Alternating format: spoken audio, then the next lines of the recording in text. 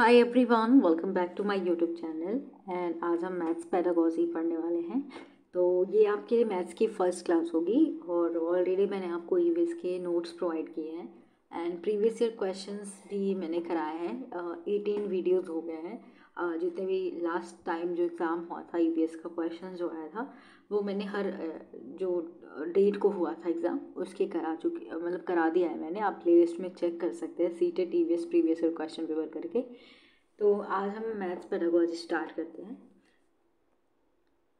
पहले तो गणित क्या होता है ये जान लीजिए कि मैथ्स या गणित क्या होता है। ये गणना का विज्ञान होता है, ठीक है। इसकी जो प्रकृति होती है यानी इसका जो नेचर होता है वो लॉजिकल जो होता है, तार्किक होता है। गणित संख्या, स्थान और मापन का विषय होता है जिसकी सहायता से परिमाण, दिशा और स्थान इत्यादि की भली भांति बोध होता है और जीवन की जो संख्यात्मक एवं गणनात्मक समस्याएं होती हैं वो हल होती हैं। तो क्या है ये गणित? एक गणना का विज्ञान है। इसकी जो प्रकृति होती है वो तार्किक होती है। तो जो मेन जो आपके एग्जाम में पूछा जाता है पेडागोजी से, वो गणित शिक्षण का उद्देश्य क्या होता है, इस टाइप का क्वेश्चन आपके एग्जाम में आता है। तो गणित शिक्षण का उद्देश्य क्या है, यानी मैथ्स टीचिंग के एम्स क्या है, ऑब्जेक्टिव क्या, क्यों हम पढ़ाते हैं, ठीक है, ऑब्जेक्टिव्स क्या है इसके, ये हम डिस्कस करेंगे। एनसीएफ आपको पता होगा, नेशनल करिकुलम फ्रेमवर्क 2005 यानी राष्ट्रीय पाठ्यचर्या की रूपरेखा 2005 के अनुसार गणित शिक्षण के निम्नलिखित उद्देश्य हैं। मैथ्स टीचिंग के निम्नलिखित उद्देश्य हैं, ऑब्जेक्टिव्स हैं। एक एक पॉइंट करके हम समझेंगे। पहला, बच्चे के विचार प्रक्रिया को गणितीयकरण करना, यानी बच्चे का जो सोचने का तरीका है, उसका विचार है, उसको गणितीयकरण करना है, ठीक है। और बच्चे में गणित में आनंद लेना सीखे, यानी बच्चे गणित में आनंद ले, इसके लिए हम इसका शिक्षण करते हैं। थर्ड पॉइंट देखते हैं, गणितीय तकनीकी का कहाँ और कैसे उपयोग किया जाए, अर्थात बच्चे प्रभावशाली गणित सीखे, उसका अपने जीवन में प्रयोग करें। जो चीज़ें विद्यालय में सीखते हैं उसका अपने जीवन में प्रयोग करें, जो उसकी डेली लाइफ में जो एक्टिविटी होती है उस पर वो उसको फॉलो करें, वहाँ पे मैथ्स का प्रयोग होता है तो वहाँ पे वो लागू करें। गणित को बच्चे के जीवन अनुभव का एक अंश बनाना, यानी जीवन अनुभव का एक अंश बनाना होता है गणित शिक्षण का उद्देश्य। बच्चों को रुचिपूर्ण समस्याएं बनाने एवं उनके हल प्रस्तुत करने के लिए प्रेरित करना होता है। बच्चों में तार्किक चिंतन को विकसित करना होता है गणित शिक्षण का उद्देश्य। जैसा कि गणित क्या है, तार्किक विषय होता है, ये पहले मैंने आपको बता दिया। तो बच्चों में तार्किक चिंतन को विकसित करना इसका एक उद्देश्य होता है गणित शिक्षण का। बच्चों को गणित की मूल संरचना जैसे अंकगणित, बीजगणित, ज्यामिति और त्रिकोणमिति को समझाना होता है। तो ये जो संरचनाएं होती है, गणित का अलग अलग पार्ट होता है, उसकी संरचनाओं को समझाना, ठीक है। एक क्वेश्चन आपके एग्जाम में आया था, वो मैं आपको यहाँ पे भी बताऊंगी मैथ्स पेडागोजी में, कि उपरोक्त जो अभी तक हमने पॉइंट्स पढ़े हैं उससे ये निष्कर्ष निकाला था डेविड विलर ने कि इनका एक कथन में निहित है कि बहुत सारा गणित जानने के बजाय यह जानना अधिक उपयोगी है कि गणितीयकरण कैसे किया जाए। अब ये गणितीयकरण करने का मतलब मीनिंग क्या है, यहाँ पे ये क्वेश्चन आया था कि ये जो कथन दिया गया है इसका अर्थ क्या है, इसका मीनिंग कौन से पॉइंट में आ रहा है। बहुत सारे पॉइंट दिए गए थे, बहुत सारे कथन दिए गए थे, उसमें से आपको पहचानना था कि कौन सा जो जो कौन सा एक वाक्य है जो इसके मीनिंग को रिफ्लेक्ट कर रहा है। तो बहुत सारे गणित जानने के बजाय यह जानना अधिक उपयोगी है कि गणितीकरण कैसे होता है, इसका अर्थ क्या है। देखिए, इसका अर्थ पूछा गया था, तो इसका मीनिंग है कि बच्चों में गणितीय चिंतन और अमूर्त विचारों के साथ काम करने की योग्यता कैसे विकसित की जाए, ये जानना जरूरी है। कि बच्चे को गणित कितना आता है इससे कोई लेना देना नहीं है। बच्चे में ये गणितीकरण का, इस कथन का ये मतलब है कि बच्चे में गणित चिंतन और अमूर्त विचारों के साथ काम करने की योग्यता कैसे विकसित की जाए, इसका अर्थ होता है, ठीक है। ये क्वेश्चन सीधे ही आपके एग्जाम में आया था, ये लाइन दी गई थी। और अच्छा और संकीर्ण उद्देश्य क्या है इसका गणित शिक्षण का, इस उद्देश्य के अंतर्गत रोजगार योग्य ऐसे वयस्कों का निर्माण करना जो कि सामाजिक और आर्थिक विकास में योगदान दे सके, ठीक है। ये संख्यात्मक संक्रियाओं जैसे मापन, भिन्न, प्रतिशत और अनुपात से संबंधित है। अतः गणित का सीमित लक्ष्य लाभप्रद क्षमताओं का विकसित करना है। मतलब छोटी, जैसे कि आपको पता है एक दुकानदार है या फिर छोटा जो शॉपकीपर होता है, जो रोजगार कर मतलब जो बिजनेस कर रहा है, छोटा सा बिजनेस भी कर रहा है, तो हर जगह गणित की ज़रूरत होती है। पैसे को काउंट करने के लिए, सामान को कितना है कितना नहीं है, कितना अमाउंट दे रहा है कि नहीं, इसके मापन के लिए। मतलब हम डेली अपने किचन में भी जैसे कि किचन में आपने देखा होगा मम्मा वगैरह, आपकी मम्मा होंगी, आपकी मदर होंगी, तो वो जो भी चावल चढ़ाती हैं उसको भी एक मेज़रमेंट के हिसाब से चढ़ाती हैं, मेज़र करके। तो कहीं ना कहीं हम अपने जीवन में हर जगह प्रयोग करते हैं। तो इसका उद्देश्य यही है कि हम रोज़मर्रा की ज़िंदगी में हम चीज़ें कर रहे हैं उसमें हम इसका प्रयोग करें, जो हमारे लिए मतलब लाभप्रद जो क्षमताएं हैं उसका विकास करना ही इसका उद्देश्य होता है। ऊंचा उद्देश्य क्या होता है? इस उद्देश्य के अंतर्गत बढ़ते बच्चे के आंतरिक संसाधनों का विकास करना है, अर्थात बच्चे में चिंतन का विकास करना, ताकि वह अमूर्त विचारों के साथ काम कर सके। तो उसमें जो अमूर्त विचार जो उसके सामने नहीं है उस पर भी वो काम कर सके, ये चिंतन विकसित करना है। ठीक है।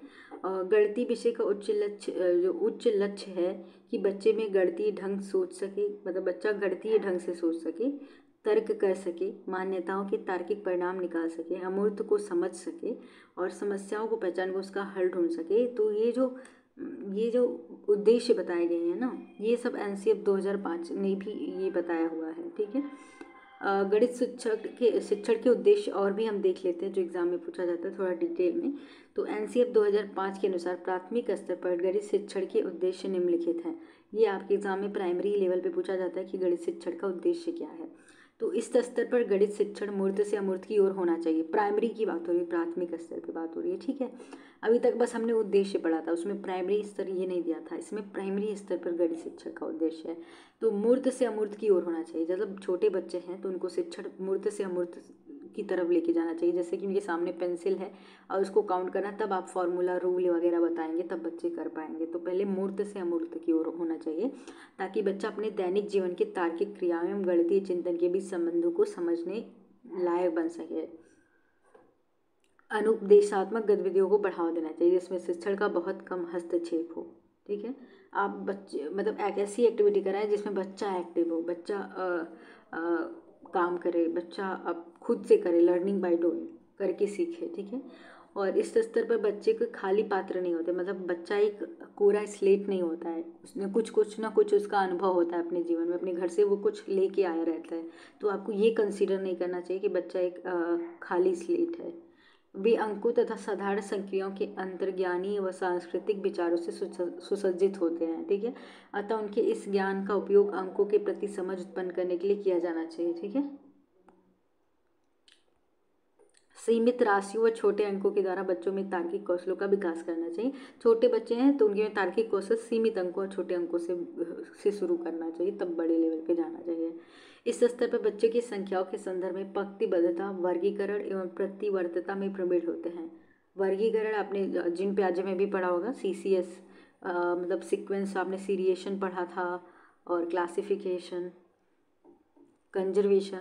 तो ये चीज़ें जो होती है ना, इसके संदर्भ में पंक्तिबद्धता सिखाना चाहिए, वर्गीकरण एवं, तो ये सब चीज़ें समझने में वो निपुण होते हैं।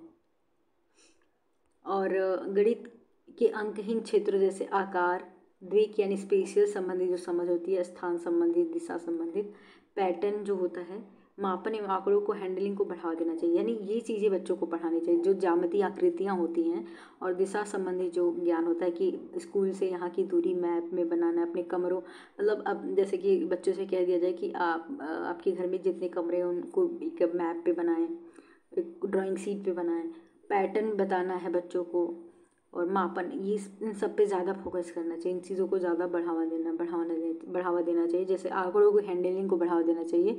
तो आंकड़ों को यानी डेटा के बारे में समझाने के लिए आप बच्चों से एक एक्टिविटी करा सकते हैं कि जैसे बच्चों को आप बोलेंगे कि आप जाइए अपने आसपास 10 घरों के से पूछिए कि कौन से बच्चे हैं जो विद्यालय आते हैं और उसमें लड़की लड़कियों की संख्या को अलग अलग लिखिए। तो ये डेटा हैंडलिंग के अंदर आ सकता है। ठीक है। और ऐसा क्वेश्चन भी पूछा गया था। तो छात्रों में गणितीय संचार जैसे गणितीय विचारों को समाहित और संगठित करना की क्षमता का विकसित करना, यानी गणितीय संचारण की क्षमता का विकास करना होता है। बच्चों में संकल्पनात्मक जो कॉन्सेप्ट बेस्ड चीज़ें होती है ना, उसको बढ़ावा देना चाहिए, ताकि शाब्दिक समस्याएं हल करते समय बच्चे को पता चले कि जोड़ना, घटाना और गुणा करना या फिर भाग देना है। ठीक है। संक्रियाओं के प्रसंगानुसार परिचय पश्चात भाषा और प्रतीकात्मक संकेतनों का विकास करना चाहिए। देखिए ये चीज़ें, इस पॉइंट को याद रखिए कि प्रतीक वाली चीज़ें, संकेत वाली चीज़ों का ज़्यादा प्रयोग करना चाहिए और बच्चे की समझ को भी उसी में विकसित करनी चाहिए। भिन्नों की संक्रियाओं पर कम जोर देना चाहिए। बच्चों को प्राइमरी में बच्चों को भिन्न नहीं पढ़ाया जाता है, ज़्यादा उस पर जोर नहीं देना चाहिए, क्योंकि बच्चों से इतना एक्सपेक्ट नहीं किया जा सकता कि बच्चे ये सब इसका रिजल्ट आपको देंगे, इसका आउटकम क्या होगा ये बच्चे आपको प्रोवाइड करेंगे, तो इस पर ज़्यादा जोर नहीं दिया जाता है। और ये कराना भी नहीं चाहिए ताकि बच्चे में भय उत्पन्न हो जाए, तो बच्चे डर जाएंगे, इतने बड़े बड़े क्वेश्चंस कर रहे हैं। तो संख्या बोध से संख्या पैटर्न की ओर बढ़ना चाहिए, यानी संख्या बोध आपको बताना चाहिए, एक क्या है, दो क्या, बोध होना चाहिए। बोध कैसे होगा कि आपने सामने 2 पेन रख दिया, तब बच्चे को समझ आए अच्छा 1 2 ऐसे समझ, संख्या बोध कराना है आपको। और पैटर्न की ओर बढ़ना चाहिए, पहले आपको संख्या बोध से संख्या पैटर्न की ओर बढ़ना चाहिए। संख्याओं के मध्य संबंध देखना एवं संबंधों में पैटर्न खोजना ताकि बच्चों के जीवनोपयोगी कौशल विकसित हो सके। ठीक है। अब NCF 2005 के अनुसार मैथ्स का जो करिकुलम है, यानी पाठ्यक्रम कैसा होना चाहिए, ये आप एक बार नोट कर ले। यह शिक्षा उद्देश्यों के अनुकूल होना चाहिए, यानी जिस लेवल के बच्चे हैं उसी के अनुसार होना चाहिए कि उनके जीवन में उसका प्रयोग हो सके। यह महत्वाकांक्षी होनी चाहिए ताकि यह मात्र संकीर्ण उद्देश्यों को प्राप्त करने की बजाय ऊंचे उद्देश्य को प्राप्त कर सके, यानी छोटे उद्देश्य को प्राप्त नहीं करने के लिए होना चाहिए, बड़े उद्देश्य को प्राप्त करने के लिए होना चाहिए। यह सुसंगत होना चाहिए ताकि यह विभिन्न प्रकार की विधियों और कौशलों की, जो कि अंक गणित, बीजगणित आदि से संबंधित हैं, संयुक्त रूप से बच्चे को हाई स्कूल में विज्ञान और सामाजिक विज्ञान में आने वाली समस्याओं को हल करने में मदद कर सके। ठीक है, क्योंकि आपको भी पता है सामाजिक विज्ञान में लोकेशन मैप आदि में प्रयोग होता है, विज्ञान में भी क्वेश्चंस होते हैं, तो इसका में प्रयोग हो सकता है, आगे चल के बच्चे इन सब चीज़ों को समझ सकें। तो इस तरीके से आपको गणित पढ़ाना चाहिए, इस तरीके से होना चाहिए। सुसंगत का मतलब है इसमें इंटीग्रेशन होना चाहिए, इसमें विज्ञान जैसे विज्ञान के क्वेश्चंस जैसे होते हैं ना, कि इसमें सुसंगत होना चाहिए, यानी ये किसी और सब्जेक्ट की भी हेल्प कर सके। ठीक है, यह महत्वपूर्ण होना चाहिए ताकि शिक्षार्थी समस्याओं को हल करने की आवश्यकता महसूस करें। और शिक्षार्थी मतलब ऐसा होना चाहिए कि आवश्यकता हो बच्चों को, कि बच्चों को ये सॉल्व करना है। ठीक है, महत्वपूर्ण होना चाहिए, मतलब बच्चे अगर जीवन में इसका प्रयोग होता है तो बच्चे ऑब्वियसली उस चीज़ को पढ़ेंगे। शिक्षार्थी और शिक्षक इन समस्याओं को हल करने में अपने समय और ऊर्जा दोनों में उचित समझें और गणितज्ञ इस एक गतिविधि समझे जो गणितीय रूप में लाभकर हो, यानी ज़्यादा से ज़्यादा आप ऐसी एक्टिविटी कराएं जो गणितीय रूप से, यानी जो बच्चे की समझ को विकसित कर सकें। स्कूली गणित गतिविधियों पर केंद्रित होना चाहिए। स्कूली जो गणित होती है ना, वो एक्टिविटी पर ज़्यादा होनी चाहिए, एक्टिविटी बेस्ड ज़्यादा होना चाहिए कि बच्चों को ज़्यादा से ज़्यादा एक्टिविटी कराई जाए प्राइमरी लेवल पे। क्लियर। और पाठ्यचर्या जो पाठ्यक्रम होता है ऐसी होनी चाहिए जो शिक्षार्थियों के मस्तिष्क को संलग्न कर सके और उनकी क्षमताओं को सुदृढ़ कर सके। तो जो उनकी क्षमता है ना उसको और स्ट्रॉन्ग कर सके, ऐसा होना चाहिए। और पाठ्यक्रम बच्चों के जीवन वास्तविकताओं से संबंधित हो, उनकी रियल लाइफ से जुड़ा हो। और पाठ्यक्रम ऐसा होना चाहिए जो बच्चों को महत्व दे, विषय को नहीं, यानी चाइल्ड सेंटर होना चाहिए। ये नहीं है कि आप बुक से पढ़ें, बुक से रटें, इस तरीके नहीं। पाठ्य पुस्तक को उतना महत्व नहीं देना चाहिए जितना बच्चे को महत्व देना चाहिए, और चाइल्ड सेंटर बुक होनी चाहिए। ठीक है। पाठ्यचर्या केवल उच्चतर माध्यमिक और विश्वविद्यालय शिक्षा की तैयारी के लिए निर्मित नहीं होनी चाहिए। ठीक है, कि बच्चे इस तरीके से आगे उनके काम आए, फ्यूचर में हम उनको ग्रेड मतलब प्रमोट करेंगे, इस तरीके से नहीं होना चाहिए। किस बेसिस पे? पाठ्यक्रम में प्रतिदिन की भाषा, गणितीय परिस्थिति की भाषा, गणित की समस्याओं के हल करने की भाषा एवं प्रतीकात्मक भाषा का प्रयोग होना चाहिए, मतलब प्रतीक चिन्हों का प्रयोग होना चाहिए ज़्यादातर। पाठ्यक्रम में रटने की प्रवृत्ति को बढ़ावा नहीं, रटने वाला हमेशा नेगेटिव आता है, तो ये नेगेटिव टैग वर्ड्स जो होते हैं ना उसको याद कर लीजिएगा, ये नेगेटिव है। ठीक है, नेगेटिव टैग वर्ड है, रटने पर कभी फोकस नहीं किया जाता है। तो गणित का पाठ्यक्रम हमने देखा NCF 2005 के अनुसार। तो प्राथमिक स्तर पे कैसा होना चाहिए? तो प्राथमिक स्तर पे बालक के स्वयं के अनुभव पर आधारित होना चाहिए। ठीक है, और बालक की जिज्ञासा को शांत करने वाला होना चाहिए, जो क्यूरियोसिटी होती है बच्चे में। बच्चे प्राथमिक स्तर पर बहुत ज़्यादा क्वेश्चंस करते हैं, तो उनको शांत करने वाला होना चाहिए। इस स्तर पर पाठ्यक्रम संख्याओं, साधारण जोड़, घटाव, गुणा, भाग, लघुत्तम, महत्तम, भिन्न, दशमलव, क्षेत्रफल, काम और समय, धारणा, ब्याज, लाभ आने आधारित होना चाहिए।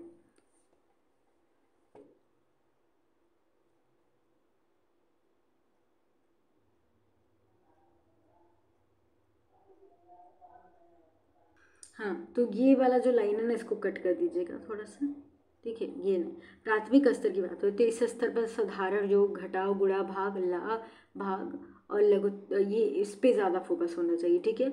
भिन्न पर उतना महत्व नहीं दिया जाता है, लेकिन इस पे ज़्यादा महत्व दिया जाता है, ठीक है। पाठ्यक्रम में त्रिभुज, चतुर्भुज आदि के ज्ञान पर आधारित होना चाहिए और इस स्तर पर ज़्यादा से ज़्यादा मूर्त से अमूर्त की तरफ बढ़ा जाना चाहिए, ताकि बच्चा अपने दैनिक जीवन की तार्किक क्रियाओं और गणितीय चिंतन के बीच संबंध समझने लायक बन सके। इस स्तर पर जो पाठ्यक्रम होता है ना, गणितीय खेल, पहेलियों तथा कथाएं आदि पर आधारित होना चाहिए। जैसे बच्चे पहेलियों और कहानियों के माध्यम से कथाओं के बारे से मतलब ज़्यादा समझते हैं, और गणितीय खेल पर आना चाहिए, जैसे पजल वगैरह होता है। और खेल बच्चों के अनुपदेशात्मक की फीडबैक देने वाले हो, जिसमें शिक्षण बहुत कम हस्तक्षेप हो, ताकि हनुमान पूर्व ज्ञान, योजना, रणनीति तैयार करने को बढ़ावा मिले। तो जिसमें ऐसा पाठ्यक्रम होना चाहिए जिसमें टीचर का ज़्यादा से ज़्यादा इंटरफेरेंस नहीं होना चाहिए और बच्चे ज़्यादा से ज़्यादा इन्वॉल्व होने चाहिए, क्योंकि बच्चे को हम बाल केंद्रित पाठ्यक्रम निर्माण करना चाहिए। प्राथमिक कक्षाओं में गणितीय अवधारणाओं के विकास का अनुक्रम है। अनुभव प्रदान करना, भाषा के माध्यम से समझाना, चित्र के द्वारा समझना, प्रतीकात्मक प्रतिनिधित्व का उपयोग करना। तो प्राथमिक स्तर पर ये जो चीज़ें होती हैं ना, इसका प्रयोग करके हम बच्चे में ये जो क्षमताएं हैं उसको विकसित करते हैं। अनुभव प्रदान करना होता है, भाषा के माध्यम से समझाना होता है, चित्र के द्वारा समझाना होता है और प्रतीकात्मक प्रतिनिधित्व का उपयोग करना होता है। नेक्स्ट जो है विशेष आवश्यकता वाले बच्चे हेतु किस तरीके से पाठ्यक्रम होना चाहिए। पाठ्यचर्या उपयुक्त संशोधन करना चाहिए, मतलब विशेष आवश्यकता वाले जो बच्चे हैं, स्पेशल नीड वाले जो बच्चे हैं, उनके लिए संशोधन करना चाहिए। परीक्षा में सफलता हेतु अतिरिक्त समय, उपयुक्त संसाधन प्रदान करना, विषय वस्तु के अनुकूल और वैकल्पिक गतिविधियों का प्रदान करना। जैसे कि कोई मान लीजिए विजुअली इम्पेयर्ड है, तो उसके लिए जो ऑडियो वाली सामग्रियाँ होती हैं, जो वो सुन सकता है, उसका ज़्यादा से ज़्यादा प्रावधान करना होता है। और उनके सामाजिक सांस्कृतिक परिवेश से संबंध स्थापित करना होता है। आय एवं अधिगम स्तर के अनुरूप और सुगम पाठ्य पुस्तक एवं सामग्री उपलब्ध कराना होता है।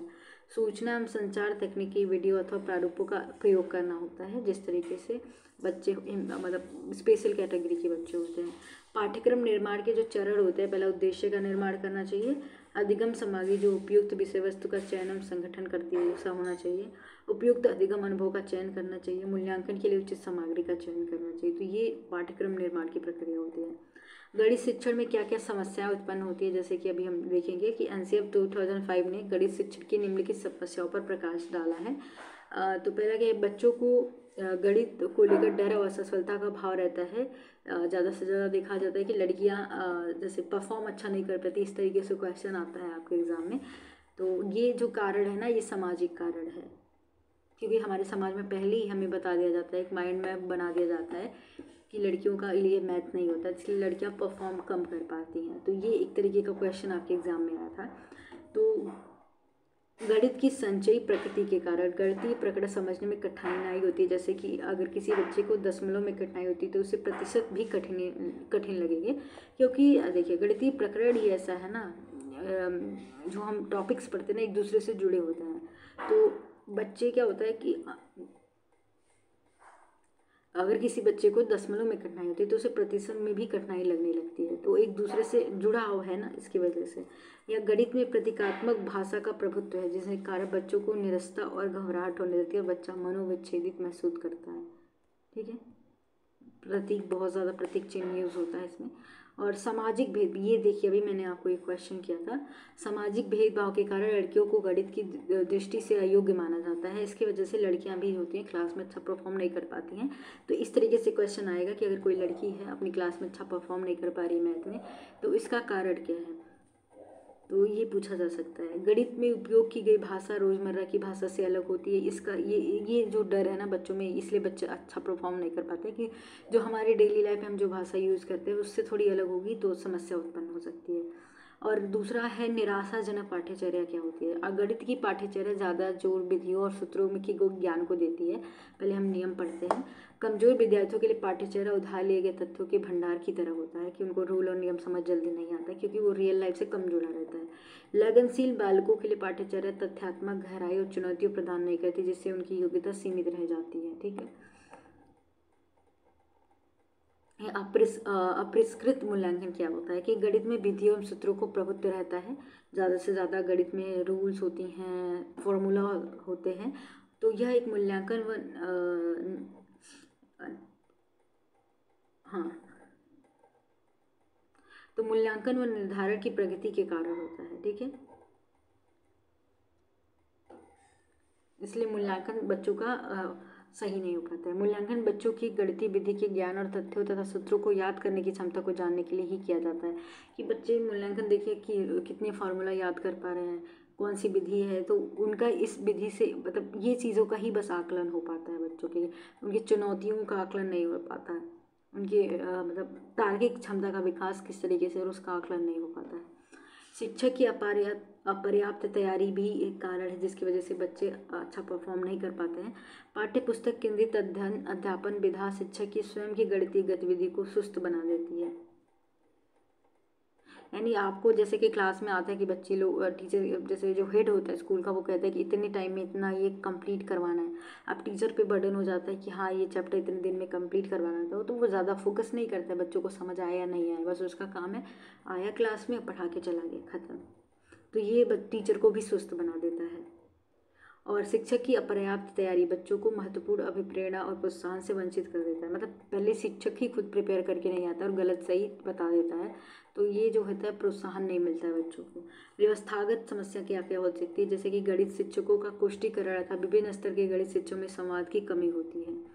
जो हायर लेवल के टीचर्स होते हैं उनमें संवाद नहीं हो पाता आपस में। गणित शिक्षा के आकार का ऊंचा और तकु आकार होना, अधिगम योजनाओं का लिंग संबंधित धारणाओं से ओतप्रोत होना, तो ये भी एक कारण होता है। और टीचर एक दूसरे से पूछते भी नहीं, आपस में डिस्कशन भी नहीं करते हैं कि बच्चों को समझ आ जाए, तो संवाद नहीं हो पाता है टीचर पे। नेक्स्ट देखते हैं गणित शिक्षण समस्या समाधान हेतु एनसीएफ 2005 की सिफारिशें क्या क्या थी। तो ये एक बार जो इम्पोर्टेंट पॉइंट है मैं आपको एक बार करा दूंगी। गणित शिक्षण समाधान हेतु एनसीएफ 2005 ने निम्नलिखित सिफारिशें की थी। पहला तो देख लीजिए, ये बहुत इंपॉर्टेंट है। गणित शिक्षण का जो फोकस होना चाहिए संकीर्ण लक्ष्यों से हटाकर ऊंचे लक्ष्यों की तरफ स्थानांतरित करना था। इसका सिफारिश करने का मतलब यही था। संकीर्ण जो छोट मतलब ज़्यादा ब्रॉड उद्देश्य होना चाहिए, बड़ा लक्ष्य होना चाहिए। संकीर्ण लक्ष्यों से मतलब ऐसा नहीं कि आप गणित सीख रहे हो बस स्कूल के लिए सीख रहे हो। गणित आपको सिखाया जाए, आप अलग अलग फील्ड में इसका प्रयोग करें, जैसे साइंस में विज्ञान में आप प्रयोग कर रहे हो, सोशल साइंस में भी इसका प्रयोग करो, हर एक सब्जेक्ट में इसका प्रयोग हो, अपने जीवन लाइफ में अपने जीवन में भी हो। संकीर्ण लक्ष्यों से उच्च लक्ष्यों की ओर बदलाव से तात्पर्य है गणित विषय वस्तु में गणितीय अधिगम वातावरण की ओर हो, जैसा अभी मैंने आपको बताया उसकी रोज़मर्रा की ज़िंदगी की तरफ, मतलब रोज़मर्रा जो है रोज़मर्रा की जो काम होता है उससे जुड़ा हो। स्कूली गणित से ज़्यादा जोर तथ्यात्मक ज्ञान, प्रक्रियात्मक प्रवाह और संकल्पनात्मक समझ पर दिए जाने की जरूरत है, ताकि अनुभव और पूर्व ज्ञान के जरिए नए ज्ञान का निर्माण हो। समस्या समाधान गतिविधियों आदि से अधिगम वातावरण का निर्माण करना, ताकि बच्चों में सहभागिता बढ़े और सफलता का भाव पैदा हो। तो ज़्यादा से ज़्यादा समस्या समाधान वाले गतिविधियों को कराएं। और ये तो नहीं है, ठीक है, ये नहीं है, ये नहीं नोट करिए। और आगे का जो हाँ नेक्स्ट जो पॉइंट है वो नोट कर लीजिए।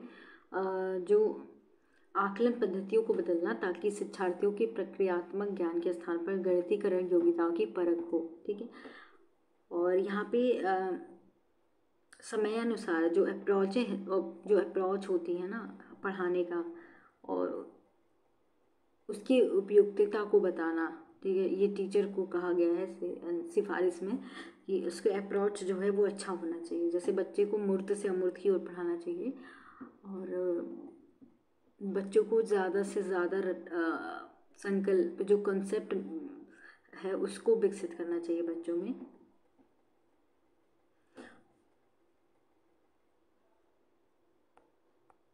और यहाँ पे एक और पॉइंट है, बच्चों में दृश्यकरण, प्रत्यक्षीकरण और निरूपण कौशलों का विकास करना।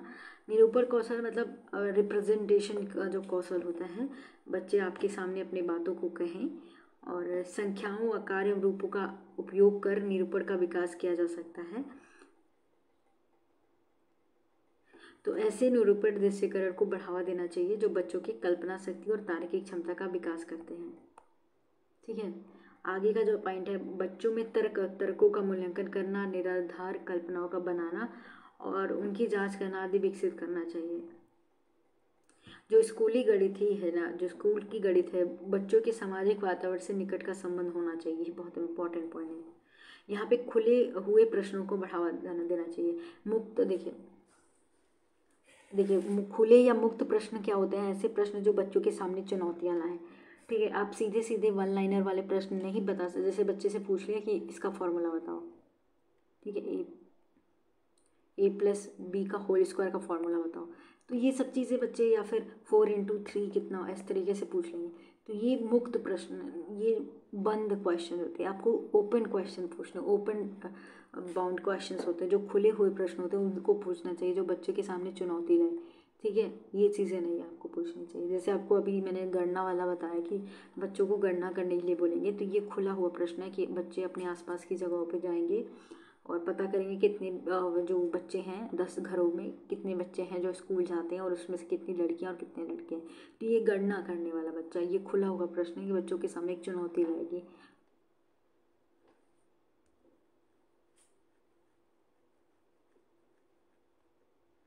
और जो लोग औपचारिक रूप से पढ़े लिखे नहीं होते हैं, जो विद्यालय जाके पढ़ाई नहीं करते हैं, वो मानसिक गणित की कई विधियों का भी उपयोग करते हैं, जिन्हें लोग दशमलव प्रणाली कहते हैं।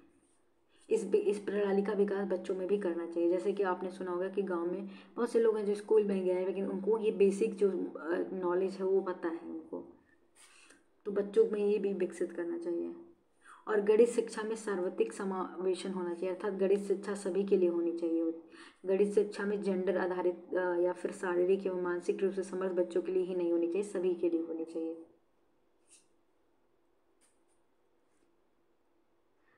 ठीक है, ग्राफ पेपर, जियो बोर्ड, गिनतारा जो होता है, ज्यामिति बॉक्स आदि के प्रयोग पर बल देना चाहिए। ठीक है, ये जो टीचिंग एड्स होते हैं इन पे बल देना चाहिए। रोमन अंकों का उपयोग हिंदी अरबी गणना में नहीं करना चाहिए, क्योंकि इनसे स्थानीय मान का नियोजन नहीं होता है। और शिक्षकों की सहायता के लिए ऐसी सामग्री का प्रयोग करना चाहिए जो उनके विषय के प्रति समझ को विकसित करे, विषय के तथ्यात्मक और ऐतिहासिक विकास को अंतर्दृष्टि प्रदान करे और कक्षाओं में नवाचार के लिए उन्हें मदद करे। ठीक है, तो आज का टॉपिक ये पेडागोजी का एक क्लास यहीं पे एंड होता है। अगर वीडियो पसंद आती है तो please do like share and subscribe. Next video में हम मिलते हैं।